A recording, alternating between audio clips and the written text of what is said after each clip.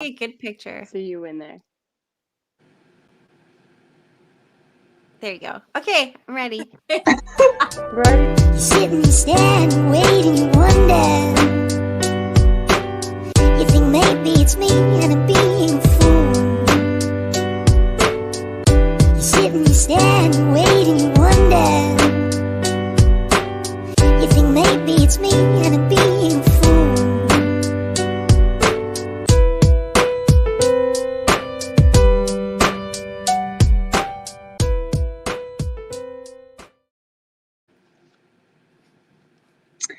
Sensei, hello everybody. How are you? Welcome to episode 8 of Here for the Shift. My name is Rachel Yakiku. I am a member of the Beardies and Okamasas Cree Nation in Saskatchewan. I'm coming to you live from Treaty 6 territory. I am super excited to be here back with the ladies this week talking about relationships. So we're doing a 2-part series, and this is part 1 of that series. And today we're talking about toxic relationships. So I'm super excited to be here and to share space with everybody. And thank you for joining us. Awesome, Rachel. Hello, everybody. Tensegida, Shaylin McCauley. I am coming to you from La Ronge, Saskatchewan, Treaty 6. I just want to give a quick shout out to my love, Bryce Natauhau. Hey, babe. And yeah, I'm really excited to talk about toxic relationships, just relationships in general, and the moving the forward. So thank you everybody for joining us, and hello, Summer. Hello, Summer Dawn. I am here in California from the Tigüeño, also known as the Kumeyaay tribe, located close to Baja. And I am 41, a part of this beautiful group of ladies, and I am excited to talk about relationships with you today as well. And I want to introduce Hey, Tapasi Atika Tapasa Killabuk. Hi, my name is Tapasa Killabuk, and I am an Inuk woman living here in Monkinstis, Treaty 7 territory.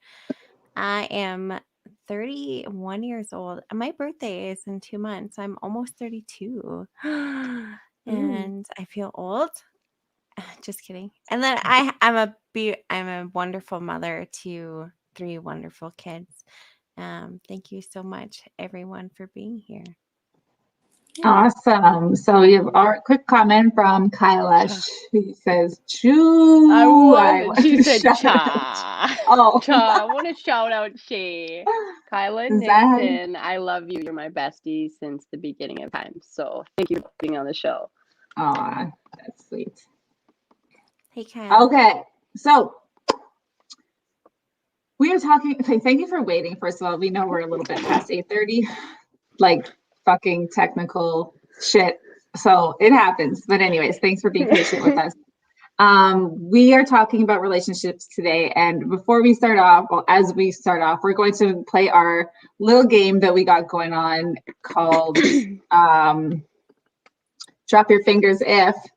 And so this is all based on relationships and toxic relationships. So whether or not you've been in a toxic relationship, or perhaps maybe you have been the one in the toxic one in the relationship, which I think we all have.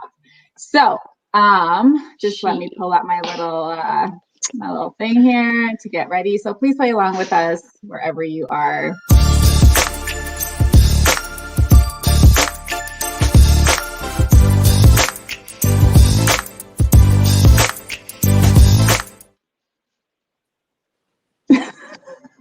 I love that cheesy ass shit. Okay. This is the game that we play. So all your fingers are up. We got all our fingers up, and basically you're going to put a finger down if this resonates with you. I have the first 7, and then I think Summer has. I have 2. The other 2, and then whatever we'll figure out. I have 3. I have 3. Okay. Number 1, put a finger down if you've ever been told or told someone you're being overly emotional. Okay, put a finger down if you've told someone that you're being overly emotional or you've been told. Both. Both. Either one. If you Oh, have okay. been told that or have told somebody that. Gas. I mean, we can call each other out later. Put a finger down if you've ever been physically abused in a relationship. Put a finger down if you've lied to a partner or have been lied to. What the fuck? It's gonna go like this. Okay, Finger malfunction. put a finger down if you felt manipulated in a relationship. Put a finger down if a partner has tried to isolate you from friends or family. Put a finger down if you had a partner who has been controlling or have been controlling in your relationship. Put a finger down if you listen to Toxic by Britney Spears. If we have listened to it. Okay, It's my theme song. Okay, my turn. My question turn. Yo, guess who's calling me right now? Kid's dad. Is he Is watching? he listening? So I was like, who don't? Okay, sorry, go Summer. Okay, so put a finger down if you've been in a relationship knowing that your other partner was also in a relationship. Okay, we've been in a relationship knowing that person was in a relationship. Yes. Holy fuck. I don't think I so. wouldn't call it a relationship. What? Do you Okay, put next. a finger down if you were having sex with somebody and you knew that that person was having sex with somebody else? Oh, sorry. Well, Okay. Put a finger down if you're being used in a toxic relationship to satisfy another. And put a finger down if you're here for the shift.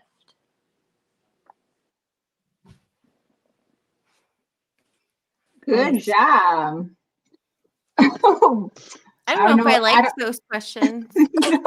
no. These questions, I obviously. feel like a shitty person now. No, we just want to like get a feel. Well, at least someone was for- like, "Have you had an affair?" At least someone said that. Well, that's basically one of my questions. Yeah, that Yeah. was one of the questions. Right? Oh. Yeah. Okay, then I have no fingers left up then. So we're talking about toxic relationships.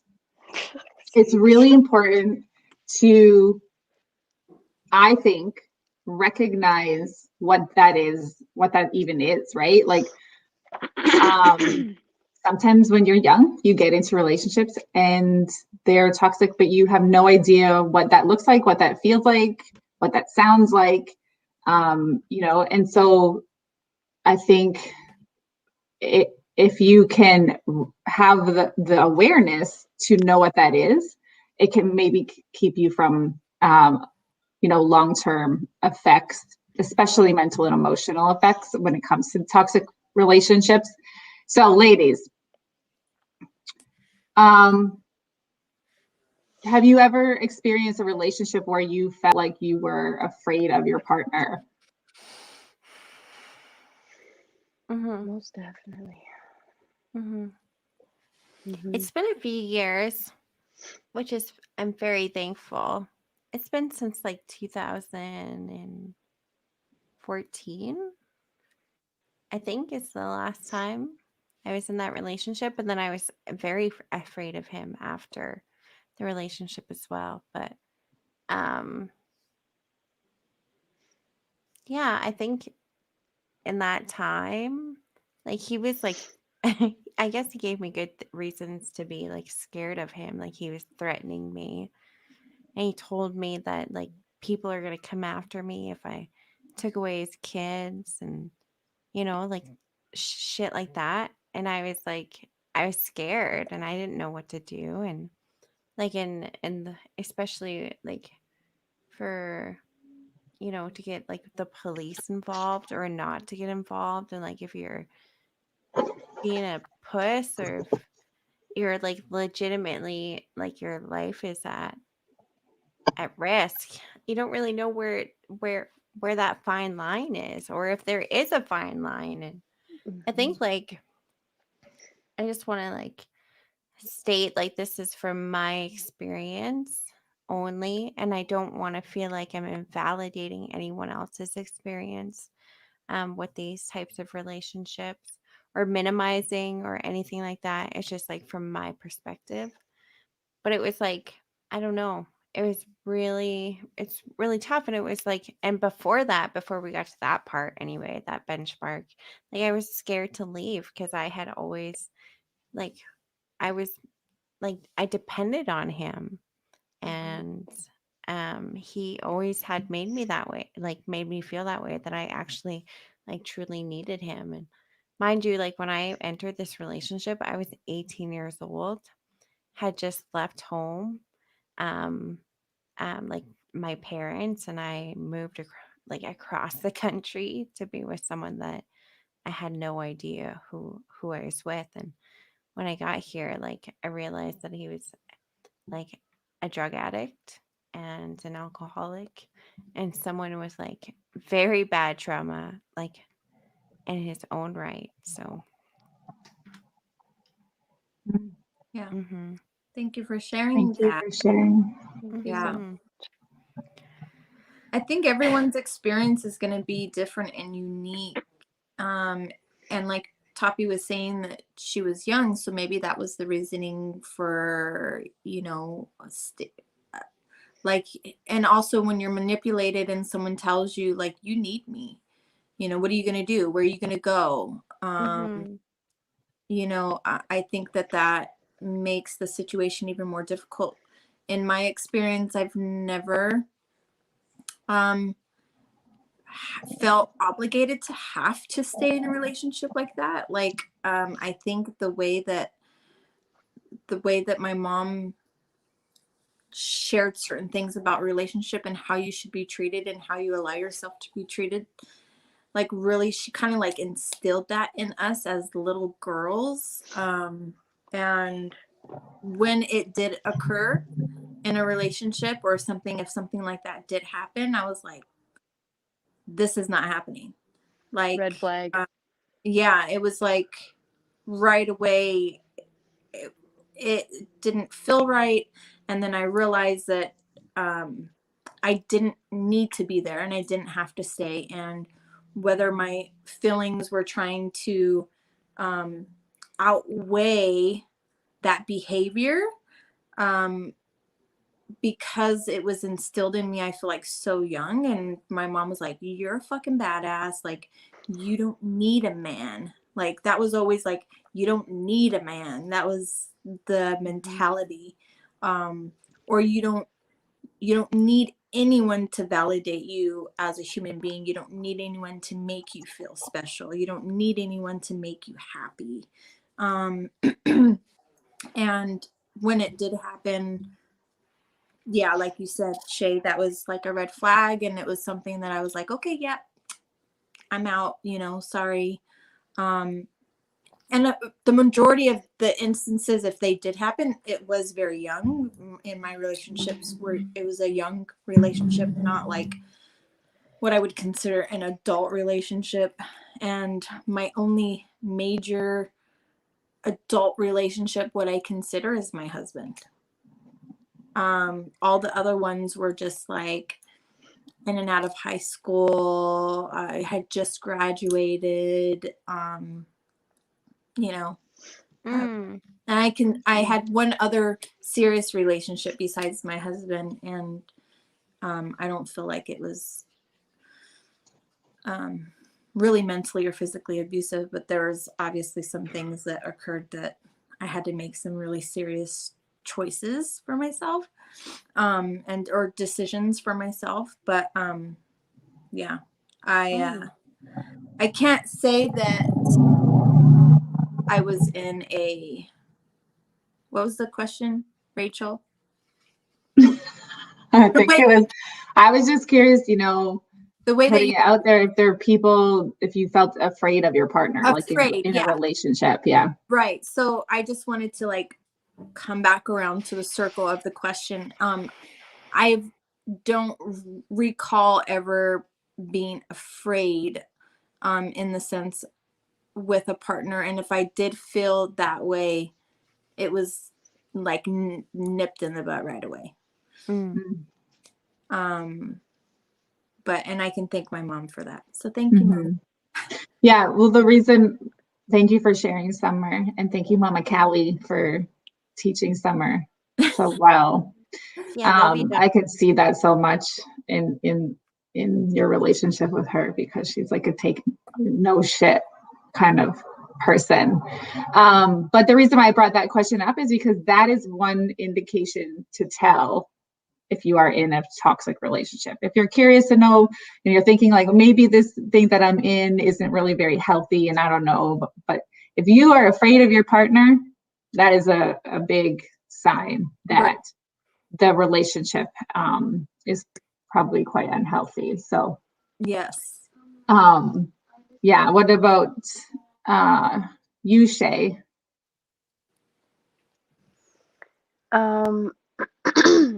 Excuse me, sorry. I've definitely been in relationships that were just in counterplay to your question, like, have I ever been afraid of a partner? Yeah, just to answer that, yes, I have been afraid of my past partner. Is very fresh, so it's kind of touchy subject, but I was gonna talk about like miracles and goodbyes. And like my first toxic relationship that I had to say goodbye to was the one with my dad. And that one was extremely hard for me because that's that relationship, the one father and daughter, that relationship is crucial. For I don't want to say that women need discipline by men. I don't want to say that. But in a sense, I feel like my dad should have been there. The relationship should have been a little bit more healthier, so that I could have had more awareness or conscious thoughts, actions in relationships with other men. You know what I mean? So my very first goodbye to a toxic relationship was the one with my dad. And that relationship is still, we have a very solid boundary in between us. And I just love him from a distance, and he loves me from a distance. We have that respect, for each other and our boundaries. I don't go to him for relationship advice. He doesn't come to me. We don't talk about that type of stuff.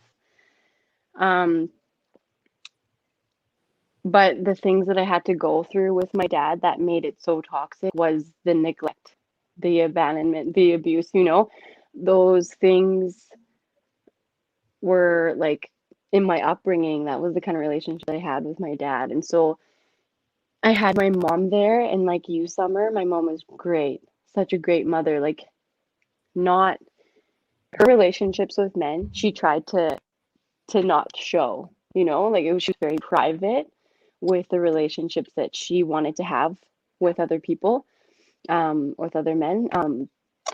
And so I didn't see that very much to analyze and learn from that. But she would share things with me, and she would be very honest, and to have those values, that respect for my heart and my body. It was mostly like for the body, right? Not a lot was the conversation about mind and heart. and how that's doing when you're in a relationship. It was more so, don't let a man treat you this way physically, because the physical hurt will affect here. Mm-hmm. But it wasn't, don't let a man, say this to you. Not a lot of that. And so I had to learn that, how to speak up for myself and how to use my voice so that the toxic relationships I was in, I could say how I felt, how that was making me feel. But I have been afraid of a partner, and it was because of the relationship that I had with my dad, the abuse that led in, that kind of the abuse, like, started to go for, like, apparently started to go for men that were just like the relationship with my dad, right? And I didn't want that. I didn't go in the relationship like knowing that that was going to happen or wanting that, right? We never do. But I just wanted to kind of touch a little bit on that. I have more to say, but yeah, I've been in a relationship where I've been afraid, and more so afraid of staying, because of all of the things that you come up with. And yeah, so I'll just leave it at that. Thank you for listening. Thank you for sharing. Thank you, Shay.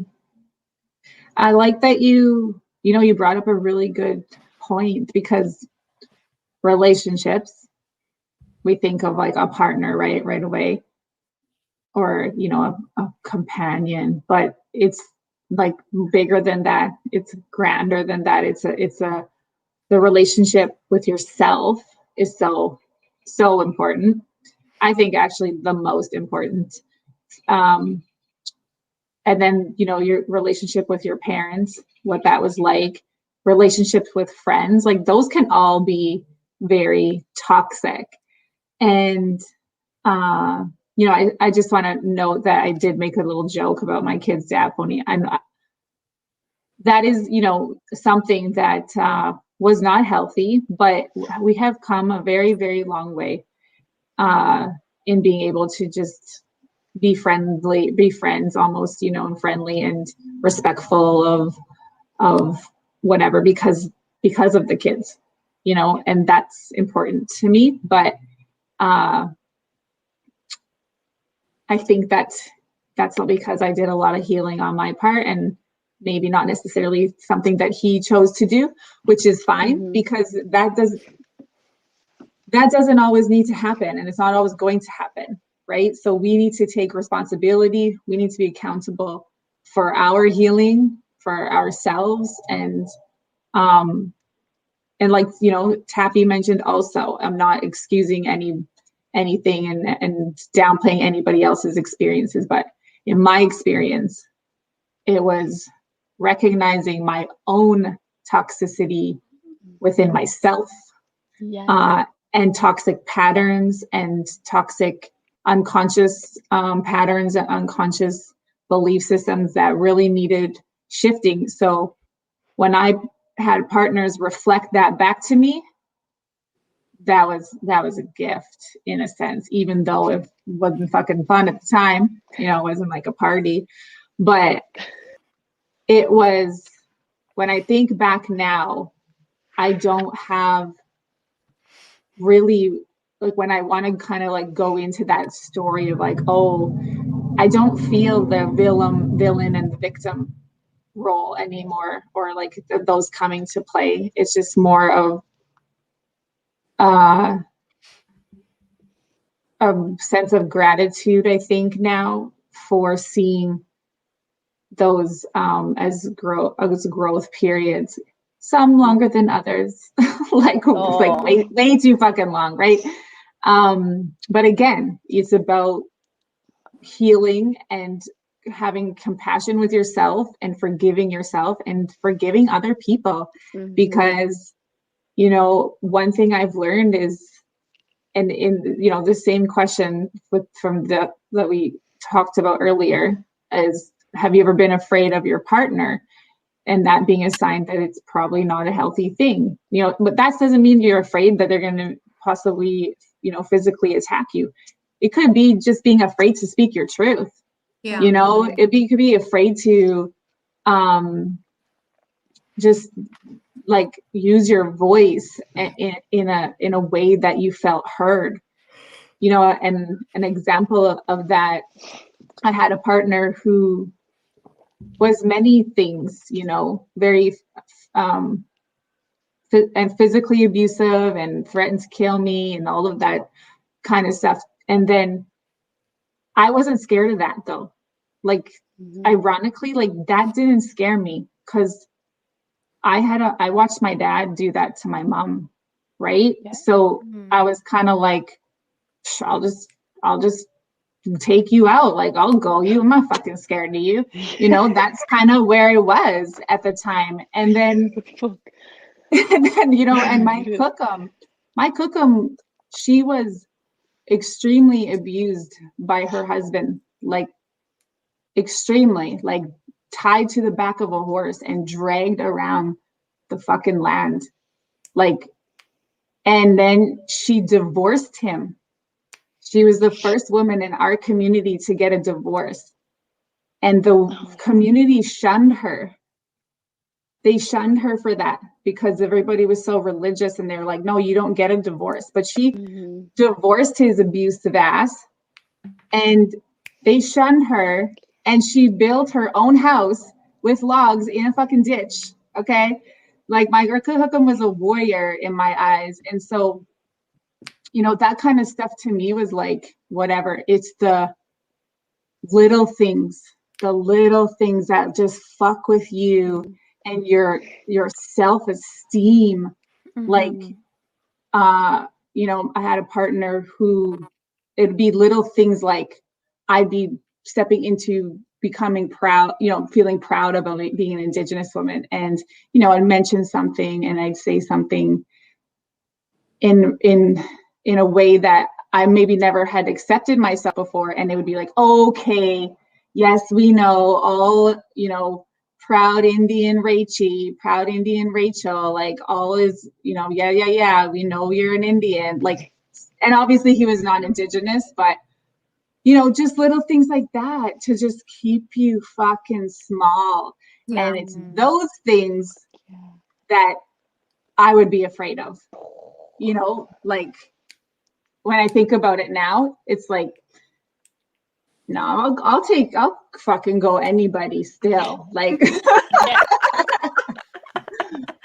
I'm just kidding. Want to throw some hands? Yeah. I'm kidding. Okay. No, but it's all love right now. But, I don't like when people do that to other people either. So when I see that happening, don't worry, I got your back, fuck. Yeah, that infuriates me. And we've talked about before when we talked about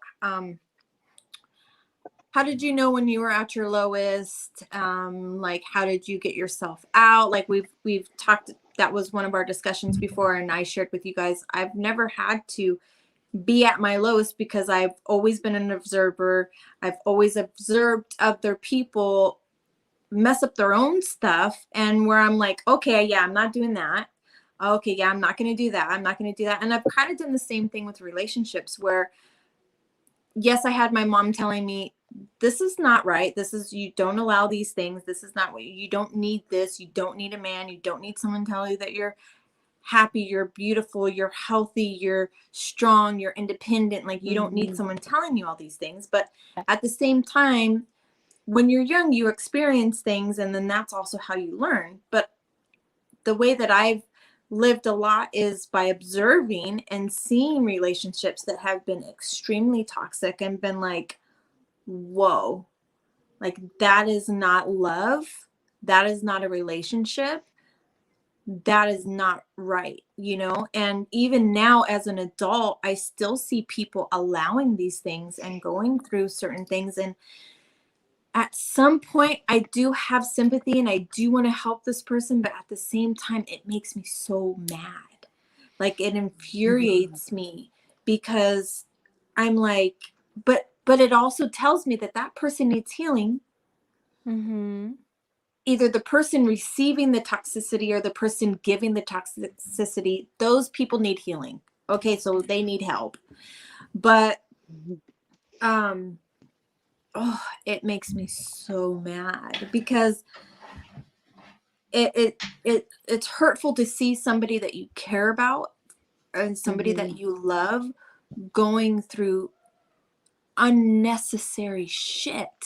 You don't have to go through these things, but that's why we're having this conversation, is so we can understand, we recognize what the toxicity is, where it's coming from, and how we can stop it for ourselves and for the people around us. You know, I mean, because like we've talked in other discussions before, recognizing, understanding, learning, we're educating ourselves, we're educating others. And, you know, like I don't have to be in a toxic relationship to see a toxic relationship. Like if I'm able to witness it, I know that that's not right. That's not normal. You shouldn't be doing that. You shouldn't be allowing these things. But how do you get somebody out of that? It's a cycle. Totally, completely. And I think you touched on a super important topic, like with that area, because a lot of the times I'm finding more people going through shout out to Sheila McCall, you're amazing. Just kidding. Okay, sorry. This is big time. Yeah, a lot of the times people are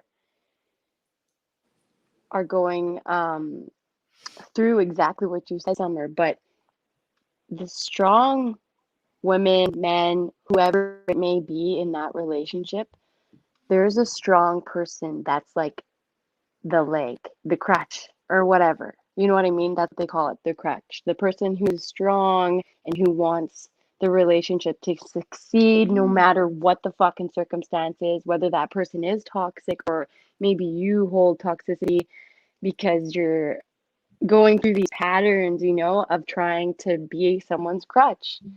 A strong person can go through a hell of a lot of shit and still be like, no, I'm strong. I can take this, you know? There's so many people going through that. And I think like for myself, like I've definitely gone through that with the person that I had fear for. I was that person's, you know, I was that person's like anchor, you know, like I was my journey, I knew as soon as I was getting into that relationship that my journey was a little bit more further than his. And I'm not trying to make him lower than me, excuse me, or anything like that. I could see where both of us were because we weren't colliding on the same like level. I'd have to explain myself and how far I'd come in certain experiences. Excuse me, that's really ugly. But I've had to explain myself, you know, so that he could catch up. And so, and then it was all that like, oh, I don't know. I don't want to get too deep into that shit, but do you know what I mean? Yeah. Like I there's was like, the person that's the crutch, and then you know, like you're like there's that the perpetrator, the victim, and the hero. There's that fucking triangle of, and that's a thing that's in relationships, you know. You could be the victim, or you could be the hero, or you could be the perpetrator, whatever. That's a very toxic cycle right there. Yeah. I think I held like I'm trying to like I've been trying to like as we were talking, trying to remember like why was that like so normalized, like having those like toxic relationships, not with only men, but like friendships as well. And it's just like since I can remember, it's just always been there. And I remember I knew I can't even remember what her name was, but I think I was in grade 7. And like it was just like totally normalized to be catty with one another. And I tried being like catty with this girl and like stirred up some shit. And she was just like, nope. And we're just like, I'm not gonna be your friend anymore. And I was just like, and that was like the first time no one has like like stepped in my shit Mm. before, and she just was just like, no. And then we just were never ever friends again. And like I totally respect that, I think. Mm-hmm. And especially from being like at that young age, like she was able to recognize that something was not going well in this relationship. So she's like, this is no longer serving me, I'm out. Yeah. And I love that. But like I wish I had that realization at that age, because I had like toxic relationship after toxic relationship after toxic relationship. And it looks like, and it was with friends, it was with like friends of friends, or like whatever. And it took me so many years to recognize that it was me. Mm-hmm. I was that person. And like, and it was normal for me to be around people like me, and I was always like mixed up in this bullshit, and it was just like always like it was constant. you know, Fast forward to 2016, and then I realized that I was not doing my best, and I was not being the best, like the best friend. I was not being like I wasn't in a relationship then, but like I wasn't like being the best whatever. Um and I just wasn't being the best person that I could be. And then it like really took me a while to recognize that I was a part of the problem. Mm-hmm. It's my bestie again. Oh, and she's Mm-hmm. something super nice, just so you know. She's so nice. We've been best friends since like grade 8. And her and I have been through some shit too. Mm-hmm. This She's like, it Christina. wasn't always you. Bring it on down. Yeah, she said it's always an all with you. Yeah. Mwah. And Yeah. it like that makes me want to cry because I like love her Yeah. so much. I Yeah. This 2 episodes in a row of tears. Yay. Hey, this is the place to release. Yeah, it's Yeah. Mhm. okay. But like it took it even for Christina and I, even though we've been friends for like 15 years, 20 years now, like we're still working at it, and but we're making sure that we have that commonality of where we want to have that love for one another. Mm-hmm. And even though we work, like we live in separate cities, and our lives are a little bit different, but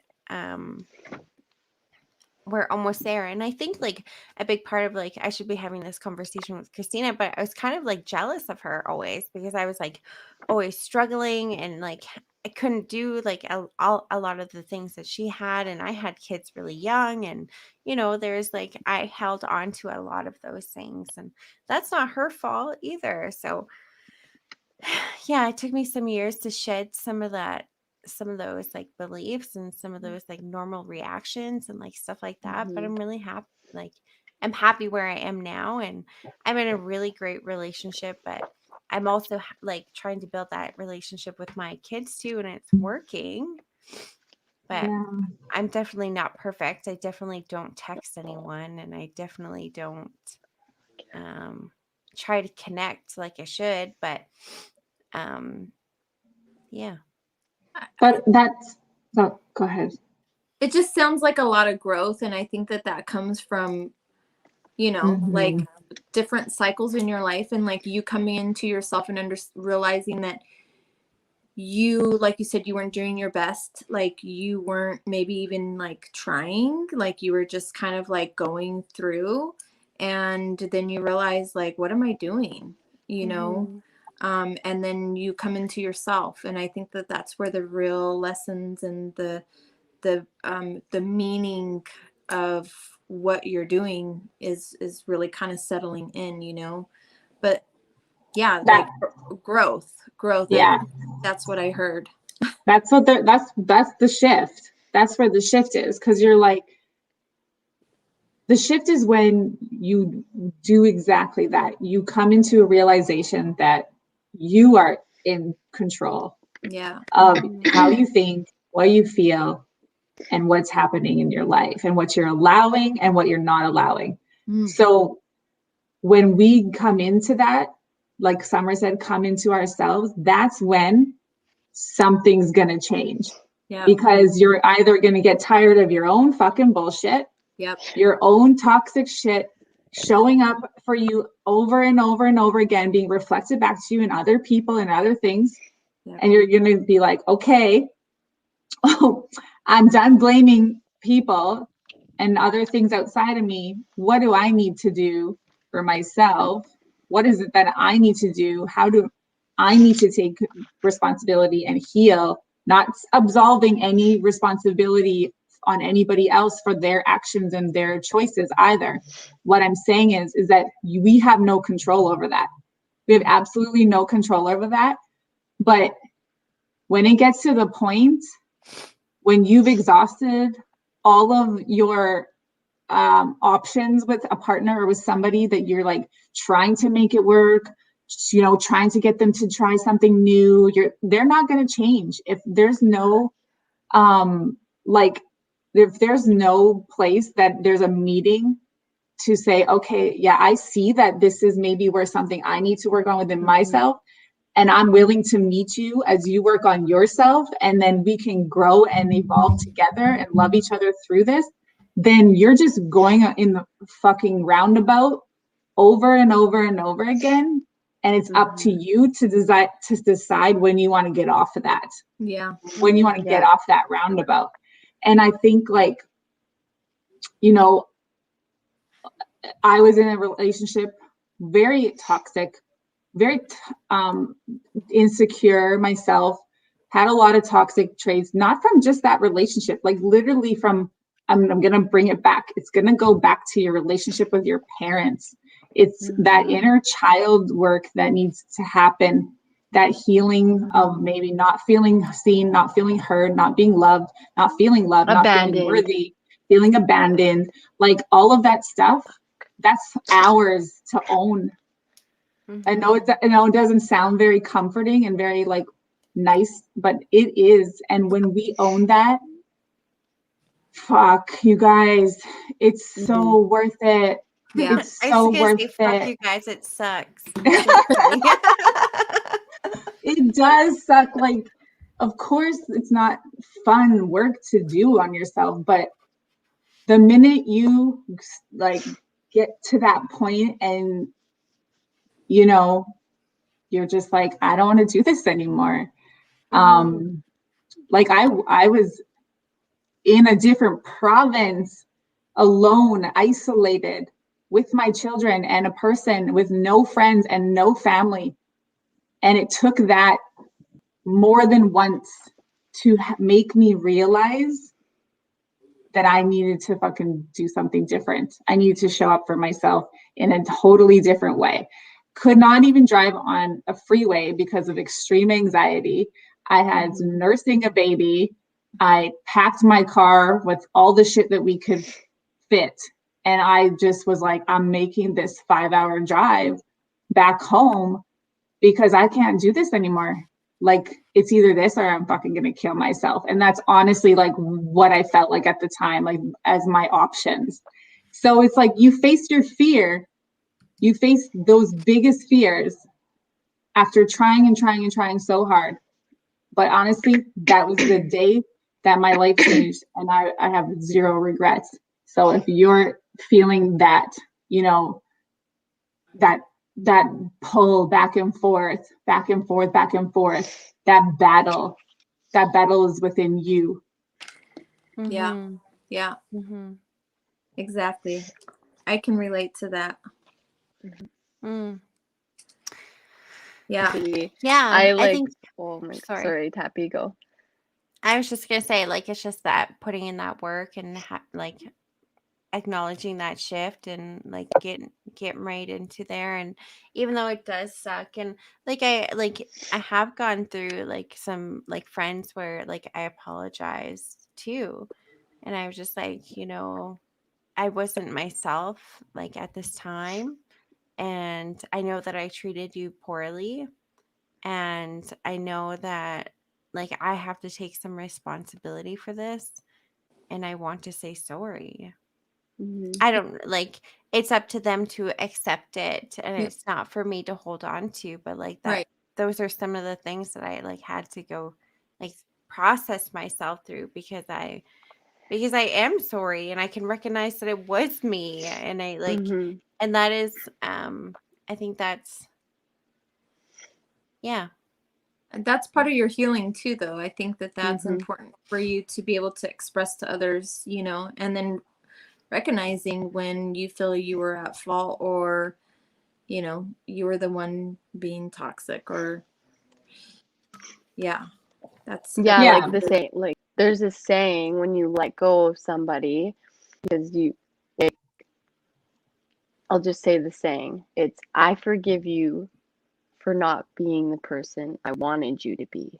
Mm. And that's like an affirmation to let go and forgive someone because you tried so hard to be like, no, this is going to change. This is going to yeah, work because I got love and I got it, and like this person doesn't have what I got. So I'm going to give them that. And, right. Mm. Yeah, Yes, yeah, yeah. exactly. So I yeah, forgive you for not being the person I wanted you to be. You fucking go right. get him. Yeah, That's you huge. be you. That's huge I because love you're that one. creating Mm-hmm. this like idea and this image of somebody, and it's just Yeah. Not, yeah, yeah, I should write that down. yeah. Well, and I'll I screenshot know it and send it to you. that, that's something that I think is really good to have. And it's also, everyone's definition of toxicity is going to be different. And there's a couple things that I know that we've kind of like dipped into to educate ourselves a little bit more. But if you had to define a toxic relationship, what does that mean to you? And just a couple things that I read about talks about, if you're in a toxic relationship, how to identify that. And or a few of the things that this person talked about was, you stop being in joy, or in a joyful, what you feel like is a joyful relationship. So Mm-hmm. that is the shift. And if you feel like you're in a constant state of sadness, anger, or anxiety, that is another sign that you could be in a toxic relationship.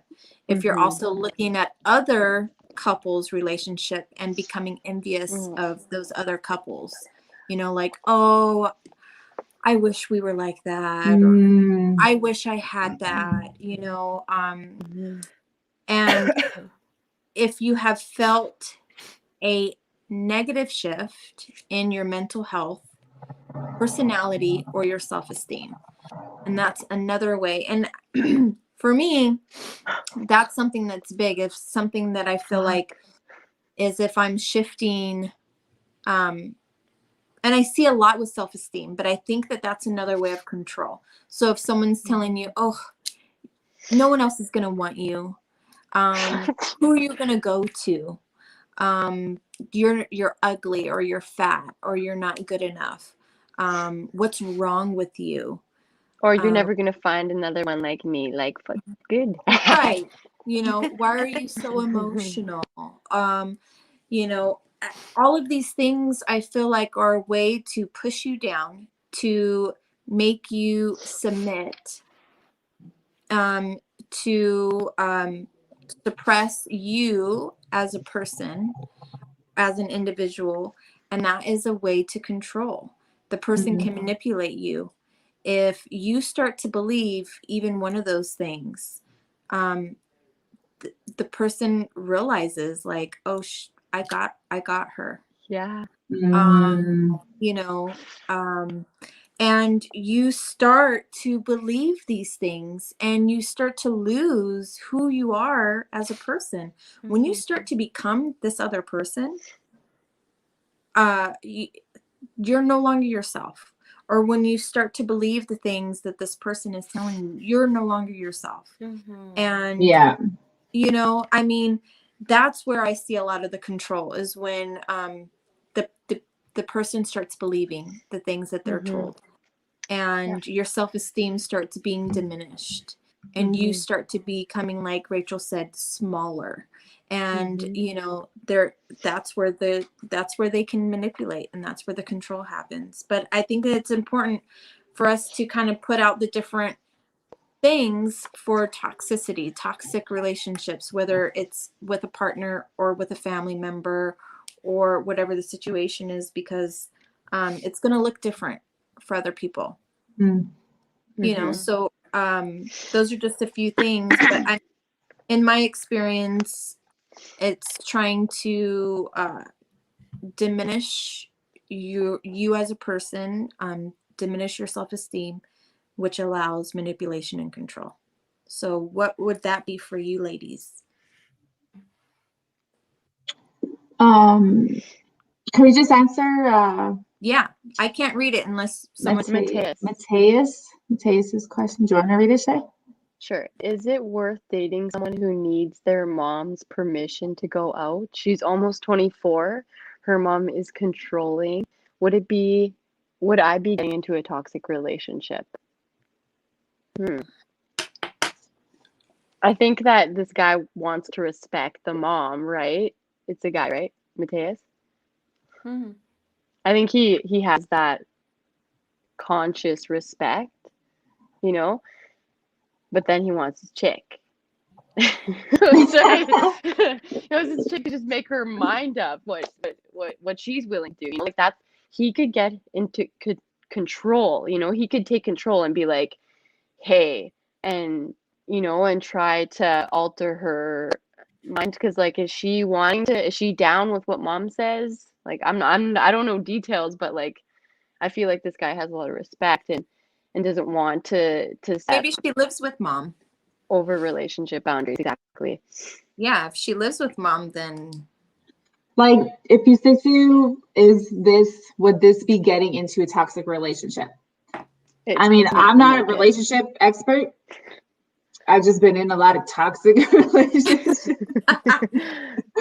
Bring that question back next week. You know, controlling, like, in reflection. So this is the thing. We go back to the relationship with the parents, right? This is important work. Even though I'm not a relationship expert, I do work with women and healing, right? So it's like, if this is reflecting in her relationships with her parents, I mean, it's going to reflect in the relationship with you, whether or not if she doesn't have a lot of awareness about that and doesn't really know how to navigate, through that, then there's a good chance that that might be something that is reflective in her and she's going to bring into the relationship. So it's like, if you're questioning this, yeah, yeah, exactly. I mean, if you're questioning it and you're unsure and you're not sure, like, just try to go from this perspective.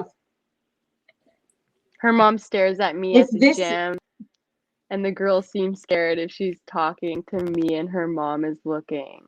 Yeah, like, if this is supposed to be for you, if this was meant for you, it would be easy, it would be effortless, it would be clear, and it would come to you.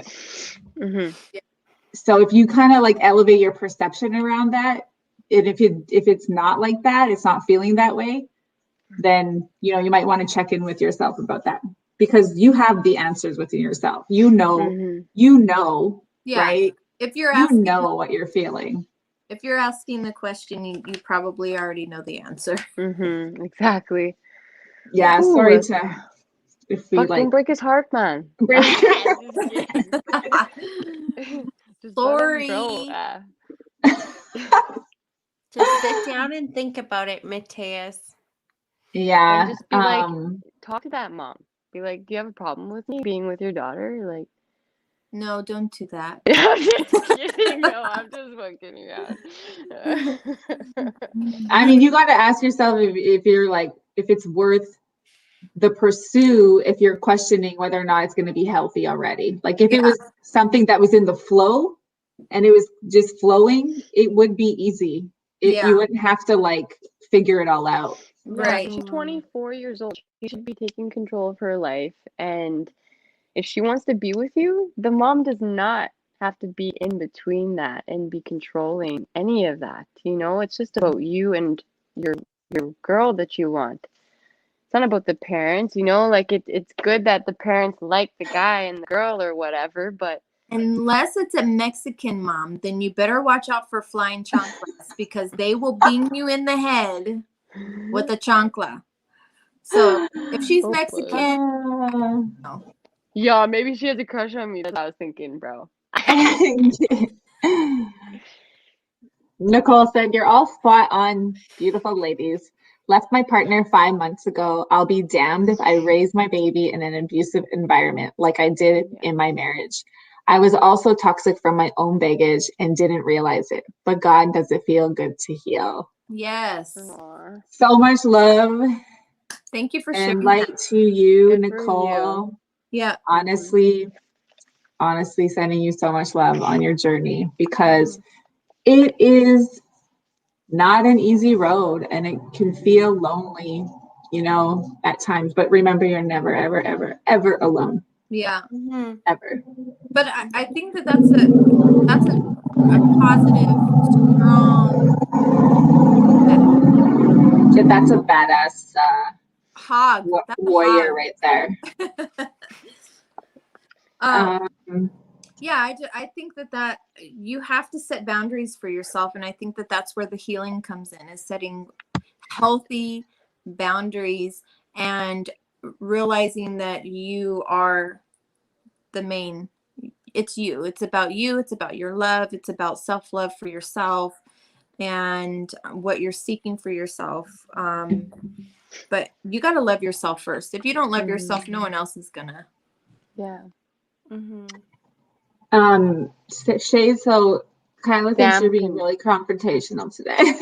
Am I? Like, I'm sorry. No. Well, that's not a bad thing. Confrontation is like so adult. People who can confront one another is so, I don't know. But if it's like seen, okay, so if it's not everything or a conversation or is a confrontation, right? I think that when you think that everything is a confrontation or an argument or like something, that's toxic. Yeah. we got to be Holy mindful shit. of that Yeah, shit. Matei said she'd kill me, haha, or maybe she has a crush on me. In 3 months, we only went out twice. Yeah, man, I don't know. I mean, you might want to just. There's 7 billion people on the fucking planet. like 7 billion people. Oh my God, straight honestly, up. goodbyes aren't easy, but No. I think that wisdom tells us when it's time to accept a goodbye. And when we pursue to love ourselves even deeper than what we're putting ourselves through, it becomes easier to distinguish the timing for a goodbye. Yeah. And I think that comes with maturity in self, inner dialogue. But most of us stay in a relationship longer than we should. Yeah. And I think, I believe it's our hope that keeps us there. Like, what if? Yeah. Or I hope, and that could become toxic, and so just having that hope, you're hurting yourself by staying somewhere that is not going to get anywhere if both people are serving themselves to serve each other, right? Yeah. But the hope that ooh, say that again. Say that one again. Say it again. which one? Say it again. If The both hope, people are serving themselves to serve one to another. serve one another. Oh my God. Okay, you gotta drop that in like a fucking bumper car sticker or something. That's so good. Seriously, so good. Seriously. And you don't get into a relationship, like a person that you're in a relationship with, it's supposed to add richness to the love, that you already have. And to be able to share that with one another, that's rich love, with that person coming in with love for themselves to love you, and you guys both have the same intentions. I don't know, that's beautiful, that's rich, and it's pure. Res love.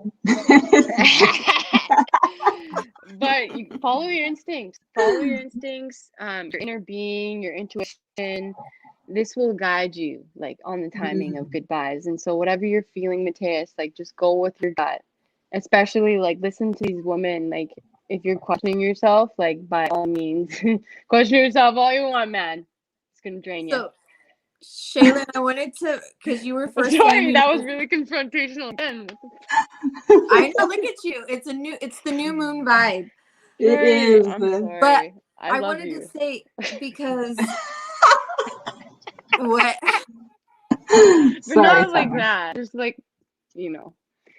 So you were first saying, like we stay in toxic relationships longer than we should, and we're like waiting for something to change, or like waiting for something to shift, or we're like, why are we and I've seen this in my other friends' relationships, and I'm like, how can I relate to that? Because if something doesn't feel right, I ain't waiting for shit to change. Like I'm out. I'm like, okay, yeah, no, I'm done. Thank you, bye. But for me, like I like going to the casino, right? Mhm. What happens when you sit down at a machine and you put in $20? You And then hang out with gangsters from New York. right. We do that I'm happens. That does happen actually. Mafia to be precise. Sorry. Oh my God. Sorry. Okay. But so you put in $20, right? And you're there and you're not winning, you're not hitting the jackpot. Then you put in another $20. Now you're at We gotta $40. switch games, man. Then you put girl, no, because you're waiting for that jackpot. You're waiting for that shit to pay off. You're waiting for the payback. Because it's gonna hit, right? It's gonna hit. It's gotta hit any minute now. Then $60, then $80. Girl, how long have I sat at a machine before waiting for that shit to pay off, and it never did?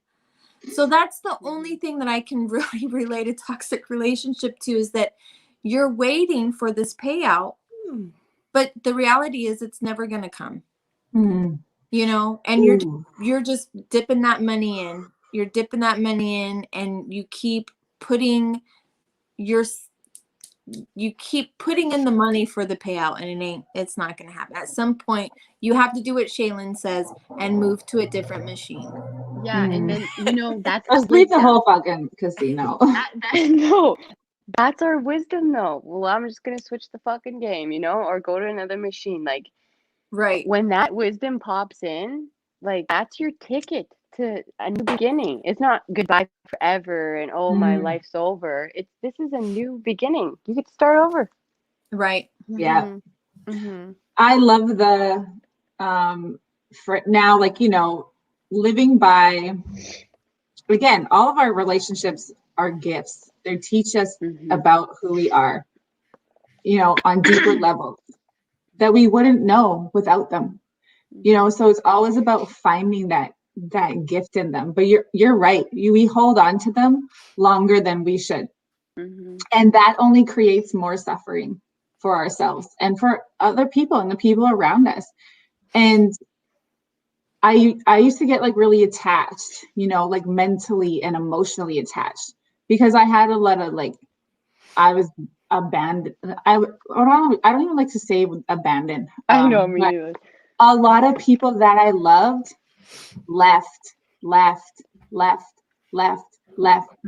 I lost my whole family by the time I was like, I don't know, fucking 10, 11. Like, my mom, my brothers, my aunties, my uncles, my grandparents, like, that was a lot of grief. And so when I was in relationships, I held on hard to those. I was like, no, don't leave me, please. I would like beg to not ever feel that abandonment or like that loss again of like somebody that I loved leaving me. And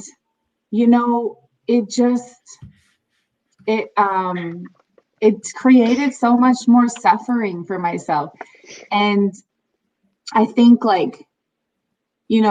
that's okay, right? We got to forgive ourselves and go through that. But I'm telling you, the way that I live now, it's like I'm single, like not obviously, but Obviously. obviously, like fucking. Single forever. Fuck. But like by choice, you know, by choice for years now, because I wanted to really release a lot of my own toxic shit. I didn't want to bring that, but we can only do so much healing on our own, you know, and it's the relationships that we consciously choose, you know, at some point and open up to and allow that are going to be different. That's going to be different for us. Like, it's so, you know, and I live by this saying that whatever is for me is never going to miss me. And if something doesn't feel good and aligned, and it doesn't feel the way I want to feel, which is joyful and, you know, loved and respected and all of those kinds of things, you know, then there's no forcing the energy where it isn't. And there's no holding on to an attachment and trying to force energy in something where it's just not there anymore. It's really allowing yourself to let it go and to fucking trust with all of your heart and your spirit that what is meant for you is never going to miss you. And if it's not working, it's because something better is coming for you. Right. Something more beautiful and amazing than you've ever imagined before. And that's just, you know, we can choose how we want to create that next, you know, experience in a relationship. It doesn't have to always be the same way as it was before. Yeah, exactly. Rachel, I have a question. So when someone, like, you know, the whole like don't leave me, you know, like I love you and this can work or whatever. Yeah, I've been through that shit. I gotta admit it. You know, I've been through that shit, like, because I had kids with somebody that I truly wanted to work it out with, you know, and they were like, they just weren't there with me. But then when you're fucking ready to leave, and then they come back, and then they're trying to do what you were just trying to do, like, just before that. But of course, the measure of time between. Yeah, this is the leading into the question I was going to ask. What if now, fast forward to growth, they're like super toxic and you're identifying it and whatever, and you're like, okay, or they're like, I'm gonna leave you, you know, like I want to leave or whatever, whatever the case may be, they want to leave, and then you're like, oh, and they expect you to beg, you know, because that's why they're saying I'm leaving, you know, they expect you to react, but you don't react. You're like, what the fuck else then, you know, like, get your shit and leave. Like, that Let me open the door for your ass. Seriously, literally, like, I'll pack your shit for you, you know? Yeah. Like, that's the energy now. But then they're like, fuck, reverse psychology. They're just like, okay, I will leave. and then you're just like, oh, fuck. Like, do you know what I mean? Like, your heart's just like, oh, shit, they're actually leaving. Like, you guys get that? Actually, that I feel like this is exactly, I'm going to come back to Nicole's comment in 1 minute, but I feel like this is exactly kind of what Christina is saying. Alternatively, instead of begging them to love you, y'all ever push them away to see if they'll stay. So it's like, you said the reverse psychology of it, right? And it's like, wait, no, but actually, no, don't go. Right? It's real. That to me is total mental and emotional attachment. It's attachment. It's not it's not a connection, it's an attachment, Yeah. Mhm. Yeah. right? There's a Exactly. huge difference. It's a toxic attachment Mm-hmm. where, yeah. And I mean, we talked about this in psychology and all that stuff and like why that happens, but it is like a part of that reverse psychology kind of thing. And it's because you're getting a reaction, whether it's a negative reaction or a positive reaction, you're getting that reaction and you're thinking if that person says, no, don't go, after they say I'm gonna leave, you're getting that reaction, even though it's like a positive and a negative one, like, oh, please don't go, I love you, that means you love them because you don't want them to leave.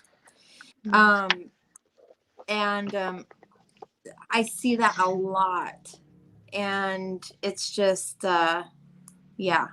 But I And it's mean, not like, sorry, yeah, go ahead. it's not that like others are afraid of the goodbye, it's thyself. Literally, it's Mhm. fucking me. Like, I have to say that. Like, it's me as a person is afraid of the goodbye. Like, honestly, like what I was saying before, like how our wisdom will give us that time frame of when like this looks unhealthy, this feels unhealthy, it's time to let go. Like when you start telling yourself that, like some people, and like, I've done this from experience, personal experience, but like I thought that like if I kept my foot out of the door at all times, the goodbye wouldn't feel so painful. You know what I mean? Mhm. It would be less painful if I just kept my foot out the door, you know? And Yeah. and for most of my life, I believe that most people do leave because I've seen people leave all the time. Like Summer, I could relate to how you watch people, go through shit and you're like, oh, I don't ever want to do that. Like I've seen so many people be in a relationship and it would just be the next relationship and the next. Like I have so many freaking aunties and uncles that are not even my actual auntie and uncles. They were just hooking up, and but they're still auntie and uncle. Like it was just so, it was kind of like a normalized thing. But so I had to feel that, like, someone's gonna be with you, Shay, and they're gonna leave you. Just have those thoughts there, but not go into a relationship thinking like, oh, it's just gonna end up shitty. They're just gonna end up leaving. Just not have that mentality. But for some time before that growth, like I would always think like, oh, it is what it is. I'm young. It's a relationship. But there's a lot of people still like just going through those patterns. So don't be dependent on and don't depend on, right? And like, yeah, wisdom knows that. Wisdom just knows. Wisdom does. Mhm. I think yeah, for sure. I like that. I think But I like depend. sorry, Tappy, keep going. Sorry, I was just gonna say like I think there is like a clear like there's a toxic dependence or independence, and then there's like the good dependence. Like Mm-hmm. I know that I can like live in this life right now and depend on Berkeley because Yeah. I sometimes I'm going to need him a little bit more and he's going to need me a little bit more, but showing that we're available for one another and Mm-hmm. it, in that like in that reciprocal like relationship where we can like give and give or give and take or take and Be take and take and give. compatible with one another, Yeah, right? yeah. I think Yeah. there's like because you should be able to depend on your partner, but like not in I think for me anyway, sorry, for me anyway, like I can depend on my partner, but like in ways that I should be able to depend on him, but I don't depend on him for my happiness. Mm-hmm. Like that's my responsibility. I don't depend on him for like um like stuff like that. I depend on him to buy me sweaters Yeah. from Costco. I depend on him to drive me to the damn store. like things like that. And like, but I don't depend on him to be my whole entire existence for like my meaning of life. He just contributes to it. Yeah. Yeah. That's huge. Yeah. That's Mhm. so important. That's beautiful. That's that rich love. Yeah. Mhm. And look, I just wanted to share that, like what I was saying with the whole like spending your time overthinking the goodbye, you actually avoid the love that's there.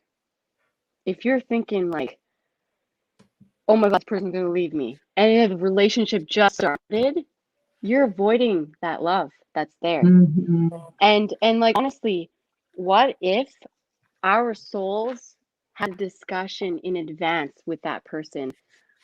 Like just that's Mhm. pretty deep shit right there. But They did. that They did. it does. And like our souls can come to an agreement Mm. It's a long cosmic before the contract. conscious being is Yeah. aware, A right? cosmic contract. Yeah. And then both Totally. souls will know when to say goodbye. But some people are like, no, I'm the motherfucking strong crutch here, so I'll hold this up. you know? But I think the hardest part of a goodbye is how the ego takes over and prevents our souls from Mm. speaking, from loving. The ego flares up in a goodbye, man. We get so defensive. Like for Mm. me, and that's what we were talking about, like story about like experiences and how we've no, don't need like fuck. Shut up. No, Just baby. like Wow. the ego flares up in goodbye and it causes so much painful discomfort from accepting what is and having that forgiveness within yourself and within that other person, right? Mm-hmm. Um, it limits us. The ego is just such a limitation in love. So if you want to Mm. love someone, love from the soul. Yeah. Yes. Yeah. Yeah. Yeah. I love I feel all that so hard. me too. Yeah. I think like for Berkeley and I, because he and I have known each other for 6 years now. And Mhm. I knew inside of me that we were going to be together, and he took a good year and a half to catch up. And I Yeah. Mhm. think a lot of it had to do with ego. Yeah. No Mhm. lie. And like Mhm. of course like there's ego involved. I was like a single mom. I had two kids. I was just like a fucking train wreck at that moment. I was very but I was very likable, so I was a likable train wreck. But Oh. I think he denied it, and he was just like denied his soul was telling him. And then one day like I just would not like stop being in his consciousness and his subconsciousness, and then he started thinking about me, and then I was just like boom, and then he was just like yes, what Did if, he and then have pride, I independence? don't, what's that? Do you think he had pride in independence? Is that why Pride his in, ego? I know, I don't think so. I don't know. I think he like I really don't know, but I just knew that there was a lot of ego. And yeah, I think maybe pride was a big part of it, but I Yeah. think it just took him a little bit of time to like unravel that, because he's really good with his emotions. But Yeah. then there's a lot of discrepancy like behind me like as a human being, especially in our social group, and him being so young and me being so young and me having kids, and people his like friend group not some of his friend group not agreeing with it, or like thinking that it's whack, and like the shit like that, things that like really like get to you sometimes. But then he just like stopped listening to that noise and like listen to his heart and his soul and Mm. his and he was just like he was into it. So Yeah. Good job, Berkeley. Aw. I'm so proud of him. Someone's gonna have to read I'm that so because proud of you, Tappy, because like it's okay to go in with that like mama bear effect, right? Mhm, Because you've been mhm, through a lot. And so protect mhm, what's yours, of course. mhm, mhm. I'm reading to myself. trying to read it out loud. Huh? Do you want to read it out loud? Yeah. Go ahead. I thought asked if you wanted to read it. Oh, no. I'm all, go ahead. I can read it. Okay. Nicole says, since I left, I'm in trauma therapy, have amazing supports, including this podcast. Oh, we love you. Have my finances back on track, taking an online course and going for my Bachelor of Commerce in Indigenous Business in the fall. I love my life again, truly. Yeah. I needed me. Yes. Good for you. And Aw. I so believe in that. Like when you say I needed me, because Fucking right. girl, I mean, that's where we find our true love. Our true love is first ourselves, and then we want to extend that to somebody else to share with, and to be able to elevate us in, who we are, who we're being. We don't need to become someone else if you're with somebody else. If you're sharing your life with a partner, you don't need to become somebody different. You don't need to be, doing this exact same things that they're doing. Like, it's so important for us to keep our independence and our individuality. Like, I have to be true to myself. If I'm not true to myself in my relationship with my husband or whoever, whether it's, my friend, I'm not going to be genuinely happy. And I think that's where a lot of things get mixed up in relationships, is that we try to either become that person, or we try to alter ourselves to accommodate the other person, because either we're people pleaser, we just want that person to be happy. We think that might make them happy. Like, that is not the way, and I've just found, like, to be genuinely happy is to find true love with ourselves, and then we can share that with somebody else, Yeah. Yes. and that is Love so important. And setting healthy boundaries, and like, Tappy was saying, and even Shaylin was saying, like, what is the definition of a good healthy relationship, and talking about healthy relationships, but and also identifying toxic ones. So important. Yeah.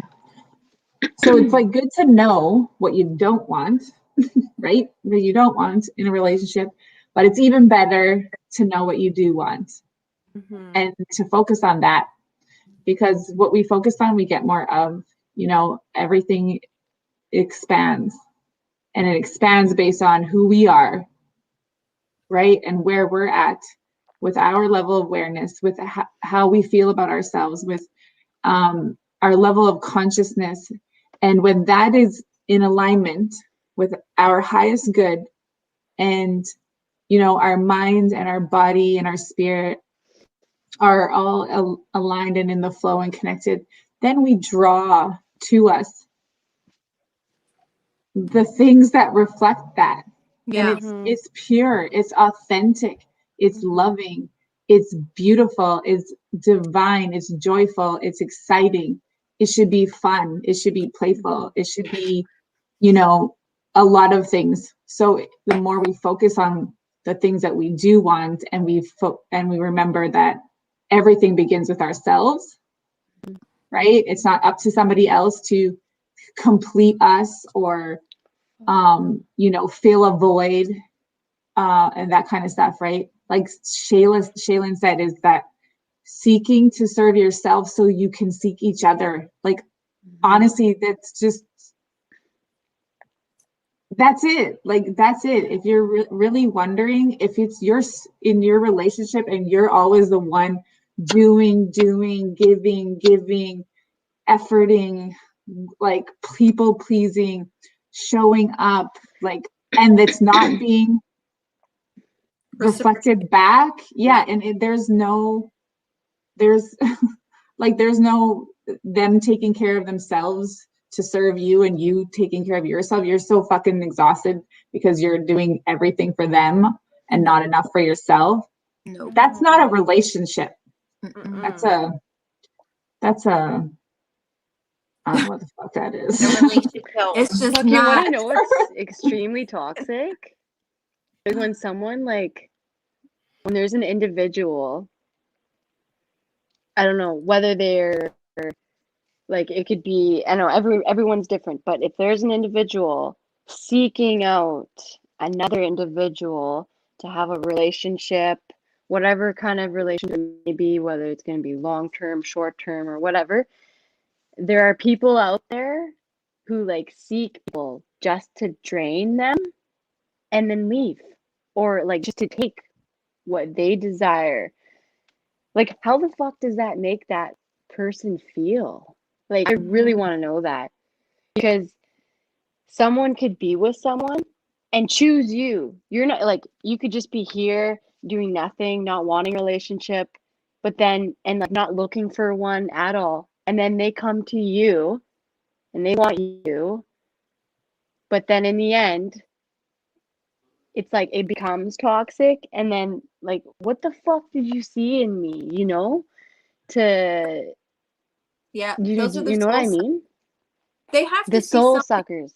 Yeah, the soul suckers. They have to see some sort of a trait, either whether it is a sign of weakness, whether they see that you are easily manipulated. Like those people figured it out somehow down the line that you can be manipulated or you can be, used in a way that they can to their advantage. Mhm. Like Mm-hmm. these people, like it's almost like a job for them. Or a game, not a job, a game. They You know, want your light. They want yeah, your light. soul suckers. Like, Fuck, how are they gonna get like, But this is so oh, I don't want to get too fucking deep because we're getting close to ending our show. But yeah. when you realize that you're creating you're creating everything. You're Yeah. creating everything in your reality, in your experience. So the way to come out of these things is to accept that. And to Mhm. empower yourself is to realize you're creating that. You Mm-hmm. created that because that's how fucking powerful you are. You created that for something to help you expand. Mm-hmm. And when you see it from that perception, instead of like keeping yourself in a victimized mentality and in a lower vibrational, role, and remember that you're creating your experience based on your vibration. So if you don't want to attract that kind of thing anymore, you yeah, got to elevate your vibration. You got yeah, to heal Mhm. and elevate that vibration. But also, this whole thing, everything, even you guys in this space, all of us watching, listening, I mean, there are no others. There's no others. it's a We matrix. we keep saying like they did this and they do that and blah blah blah, but there is no they. That's you. Then, That's you, and you're them, and they're you. mm-hmm. So, Me, myself, and I. and Irene, And Irene. Yep. polar Fucking personalities. great. Mhm. But I'm just saying, if you want to feel empowered and really step the fuck out of something like this, Yeah. that's what you got to realize. But like you were saying, like step out of that victim mentality and use it as a lesson learned, or that's Mm-hmm. a stepping stone. That's a stepping stone, to elevate. And what do they say? Once bitten, twice shy, like where you just like you're like, okay, I'm not gonna do that again. Lesson learned. And Like, fool me once, can't put yeah, the blame on you. Fool me twice, put the twice. blame on Yeah. me. Yeah. Exactly, and Mm-hmm. that's in the beginning when we were talking about like recognizing, understanding, we're learning right now. There's so many different ways of manipulation, and there's so many different kinds of toxic relationships, and there's so many different people. You're dealing with different personalities and ourself going in different transitions throughout our own life, Mm-hmm. and it's so important to just recognize, learn, listen. And if you have to learn the lesson for yourself, do the work, learn the lesson, heal, and move on. If you don't have to be one to learn the lesson for yourself, be an observer and be like, nope, I'm not going to do that. I don't have to do that to learn my lesson. But recognize, learn. So how many times? Just kidding. I know. You know what? I was that person. I lost count how many times I was with a partner, broke up with them, went back to them. With another partner, broke up with them, went back to them. With a partner, broke up with them, went back to them. Like, it's an attachment. It has nothing to do with connection. It's all just little, I don't want to say little, but that was wounded Rachel, like, oh, no one's going to love me the way that I want to be loved. And this is as good as it's going to get. And what if it doesn't get better than this? And, oh, this is all I'm worth, and blah, blah, blah. And woe is me. And it's like, fuck, man. That doesn't come from other people. Like someone shared already. And you got to remember that. You're fucking divine. You're a fucking god and a goddess in a body. Like, yeah. Why limit yourself? Why limit your experience? But again, no judgment, because we are all on our own journey, right? We're all here to expand, and it's all about love. So I don't judge anybody that's wherever they are on their journey, because I still see that God in you. And if you're here for the shift, baby, get ready. Yeah. It's coming. It's happening. Happening. We're living it. It's happening. Well, so how's everybody doing? Shaylin has another question. What question? Oh yeah, I have another question. So you can answer this or you don't have to. Because it can be like a self-realization, or maybe you've already realized it a long time ago, or maybe it's just a reflection. And like by means, this is personal question, so you don't have to answer. But do you feel, and you don't have to answer, just answer yourself. But do you feel like you? I'm sorry, I just repeated myself. Do you feel? Okay, have you left more relationships or been left more? This is a question for anybody out there, and for you ladies. Have you left more relationships or been left? I've definitely left more relationships. Me too.